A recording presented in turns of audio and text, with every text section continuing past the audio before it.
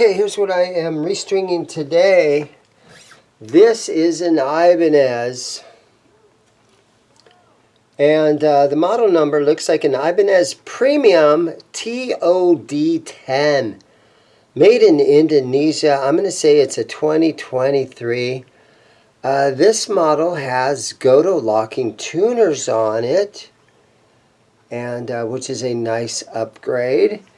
And it also has a battery box, so I'm going to guess these are active pickups. Let's plug it in, and let's make sure that she's making noise. I'm hearing it.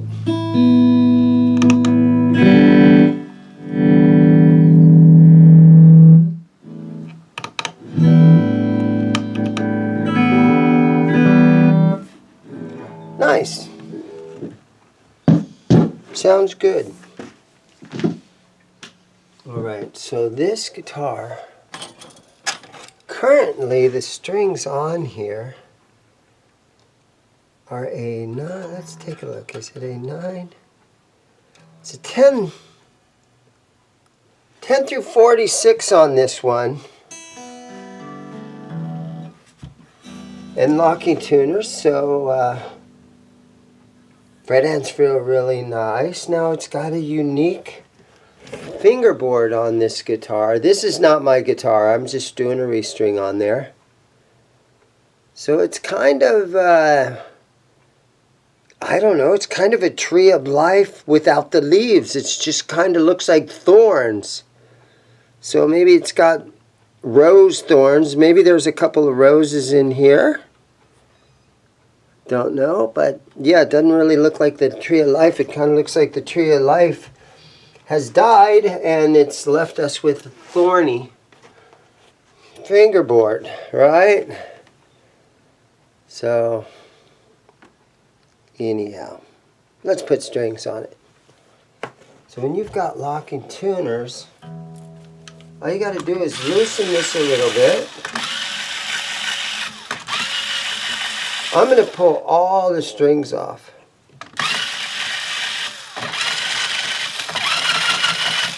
And I am noticing right off the bat that the locking tuners, are they staggered?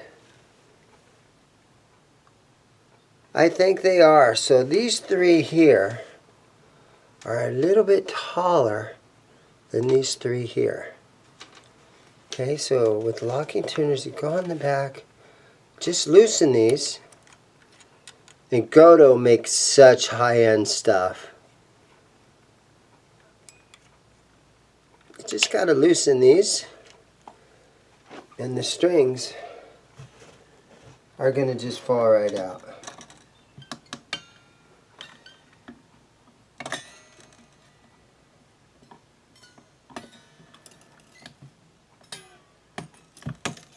Okay. Super easy. Now the bridge did fall back down, so this is a floating trem on here. I should have used my trem block. Let me cut these off.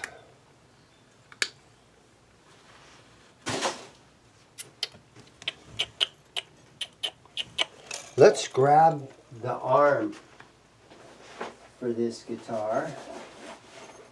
See if I can find its whammy bar.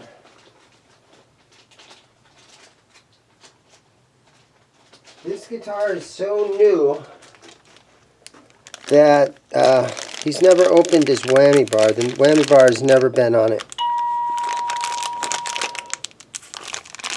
Alright, let's see here. Let me see if I can get it out of the package.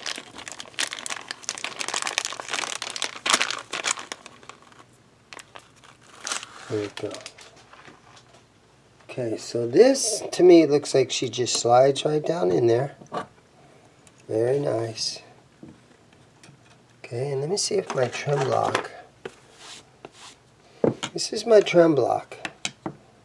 See if it'll squeeze underneath there. Doesn't really work. This is designed for a Floyd. So this is one of those kind of guitars where you gotta kind of know what you're doing, right? I've never seen one quite like this.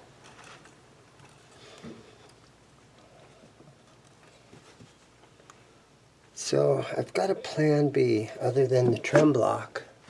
Plan B is to use an eraser. And let's see what that does. Okay. I'm going to plan B it with the eraser. Okay, so I got the back plate off. And I'm just looking back here. And I'm like, hey, I've never seen this before. So it's just got some little... looks like some tubing or something, kind of a rubber tubing around the springs. Kind of hushes those down. That's a cool idea. I don't know if that's factory. At the age of this guitar, I'm assuming that comes factory like that. Can't know for sure. Today's string choice.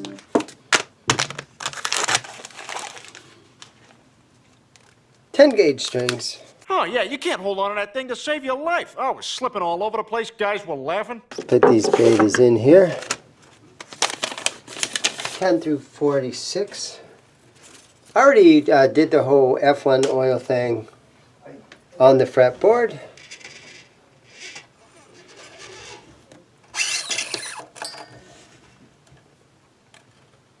So with locking tuners, you just push the string through.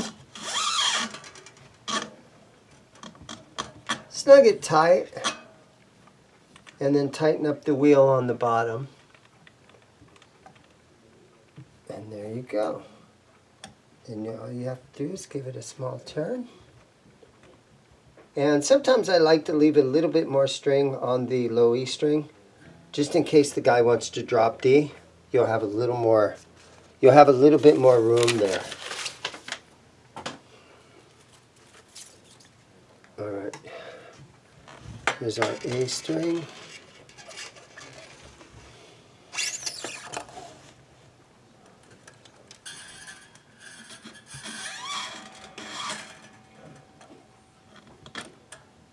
Go. Tighten the wheel on the bottom.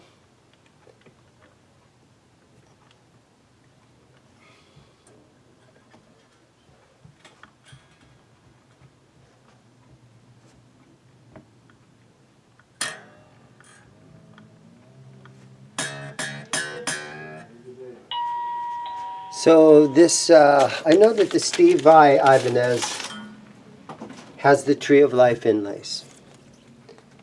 Now this one looks like rose thorns to me. So leave me in the comments, leave me some comments. Tell me what the name of this inlay is, because I don't think it's going to be the Tree of Life. It's kind of a rose thorn looking thing. Because I haven't seen one of these guitars before. And I'm doing my best here with this different kind of a bridge right here to string this thing up.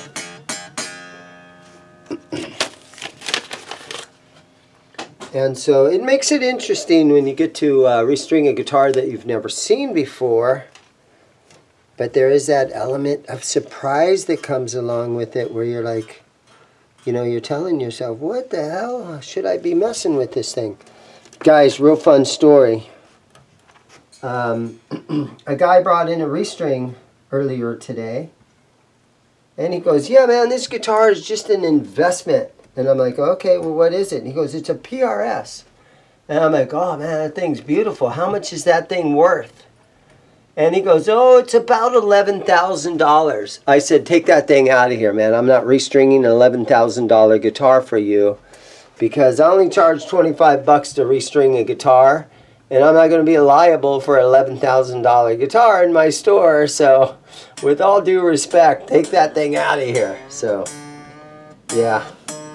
I passed on the $11,000 PRS today, because there could be a little dent in it. And there's been times, not very often, but once or twice, I've been putting a string in, and I'll accidentally drop the guitar, and it'll fall over on the face of the guitar, and it'll put a little dent on it. Okay, I admit it. That's happened to me. But if you've got a PRS like that worth $11,000, I'm not going to bring that thing in here and volunteer to mess around with it. String it yourself. Yeah, I said, get that thing out of here. And it's an investment. He said it's never been played. It's never been played, investment PRS. I said, no, dude. Get it out of here. Do me a favor, please. Get out of here. And he understood completely, and he took it on out.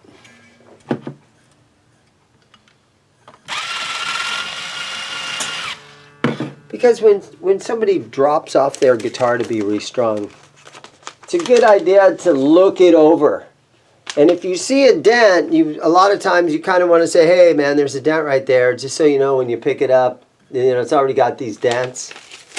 And usually I don't have to do that, but once in a while on a pricey guitar, I'll mention, hey, it's already got a dent here, or it's scuffed here.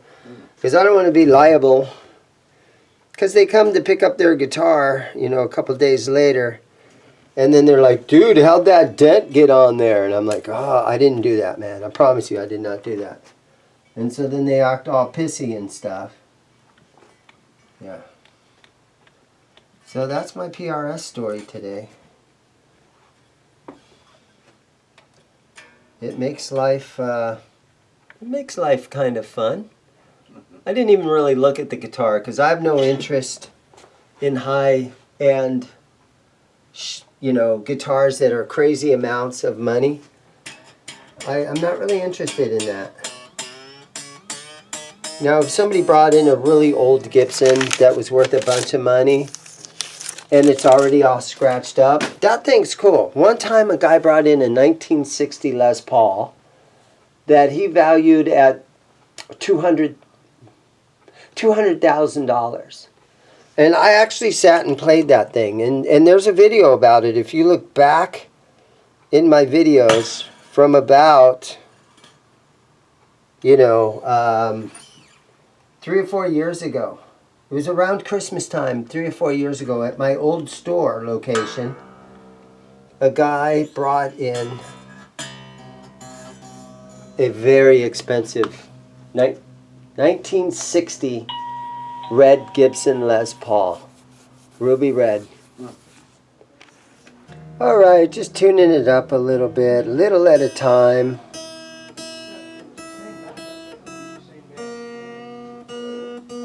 Getting it close.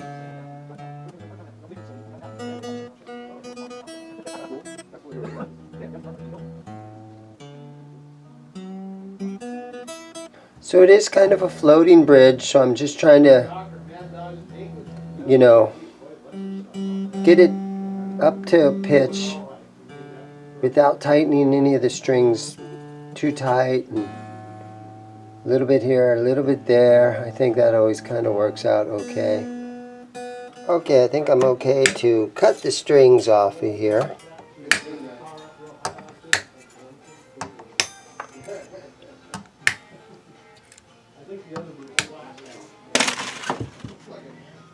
Okay, so she's close to being tuned, but now our bridge is leaning a little bit high in the back and leaning forward a little bit. So I kind of want it to lay down a little bit flatter. So I am going to go ahead and I'm going to tighten these springs a little bit in the back. Just maybe a half a turn or so. And I always try to make sure that this is straight across here, so I don't have more tension on one side than over on the other side. So he's always kind of make sure that this gap is the same. And that looks pretty good right there. I like this idea, these, whatever they put on these springs. I haven't even seen Philip McKnight with this thing going on yet, right? All right, so new ideas all the time. And I would like to think that Ibanez did that, but I don't know for sure. Okay. So now this is setting nice and flat. Let's see if it'll tune.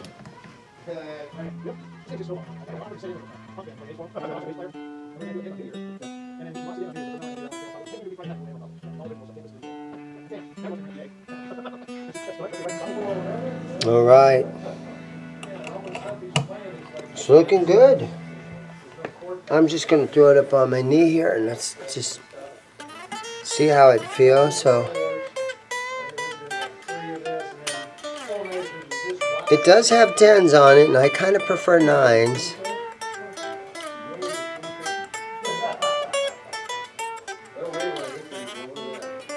It's like a beautiful roasted maple neck on here, and it also has the glow-in-the-dark fret markers.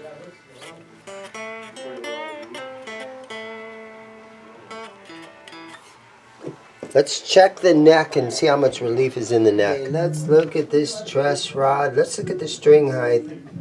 Long scale guitar. I got my notch straight edge on here. Okay. There's a little bit of relief in that. I think we're okay to snug this truss rod down a little bit. Let's see if this fits in there.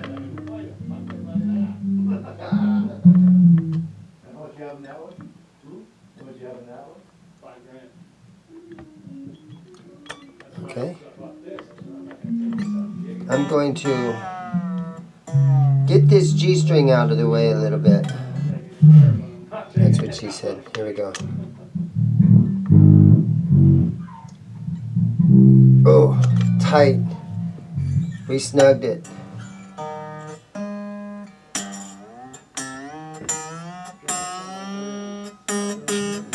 Alright, let's look again. Be super careful not to drop this on the guitar. That looks a lot better. I'm going to leave it right there. He asked me to try to bring the string height down a little bit. And I think one reason that the string height was high is because the bridge was kind of up like this. And secondly, the truss rod needed a little tightening there. So I think we're good on this one.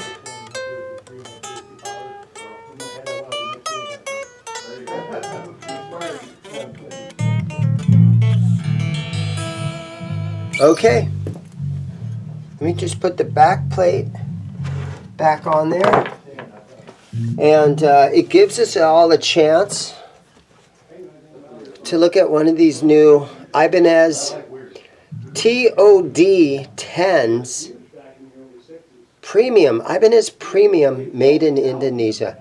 There you go, guys. Everybody, thanks for watching, and thank you so much for liking and subscribing and checking out my merch link and checking out and going to my Amazon link and all that stuff that you guys do. Thank you so much, and I'll see you in the next video. Goodbye, guitar.